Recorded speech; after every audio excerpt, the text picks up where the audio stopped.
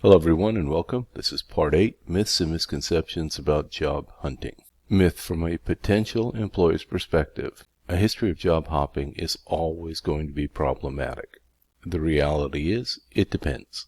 If you're making strategic career moves that demonstrate growth, while broadening your knowledge base and experience, employers may look more favorably at a history of job hopping. Myth: sending cover letters is old-fashioned and out-of-date and unnecessary.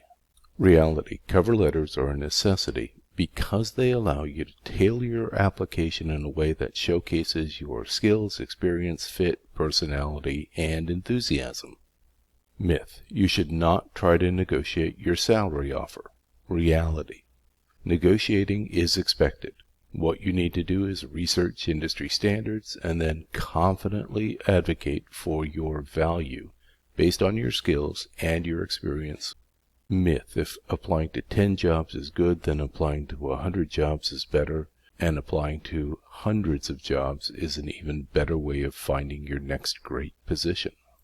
Reality: a focused job search is better than a scattershot approach. It's quality over quantity when it comes to the applications that you submit.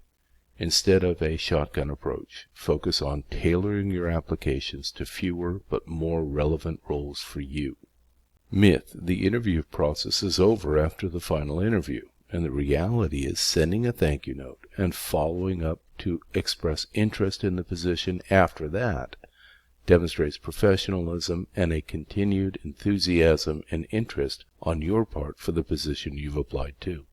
Myth: honesty is absolutely key in job interviews. You should always answer interview questions honestly, even if your response would be viewed by the employer as negative. Reality is that honesty is in fact the best policy, and what we ought to do is frame negative experiences positively. What we need to do is focus on what we've learned and how we've grown as a consequence of the negative experience. Myth: your activities on social media are irrelevant to your job search. Reality: potential employers routinely check job applicants' online presence as a way to avoid potential problems. Maintain a professional online presence. Sterilize any controversial posts or similar online activity. And remember to continue to strategically network on platforms including LinkedIn. Myth: age is a significant barrier to employment. Reality: ageism exists in the hiring process. To some extent, applicants can overcome ageism by recognizing that experience and adaptability are valuable assets to potential employers, and by focusing on showcasing their skills and their enthusiasm irrespective of their age. Myth: if you're not selected for a job, the door is permanently closed with that employer. In reality, rejection doesn't always mean forever.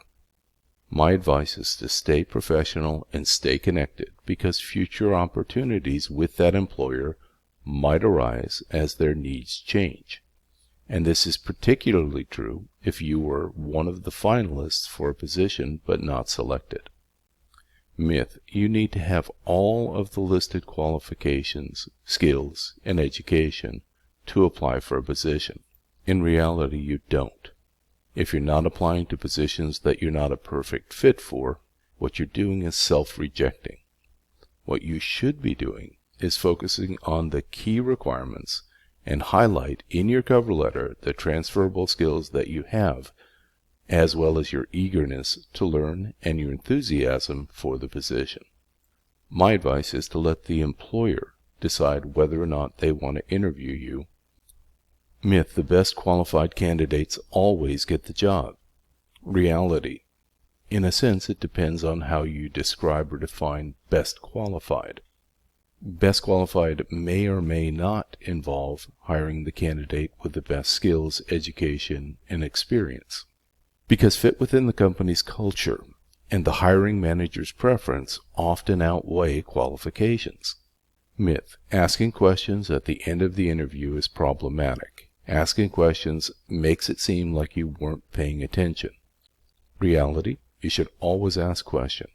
Asking thought-provoking questions demonstrates your engagement, your interest in the position, and your proactive approach to understanding the role and the company. That's what I have for today. I hope you found it interesting. Take care.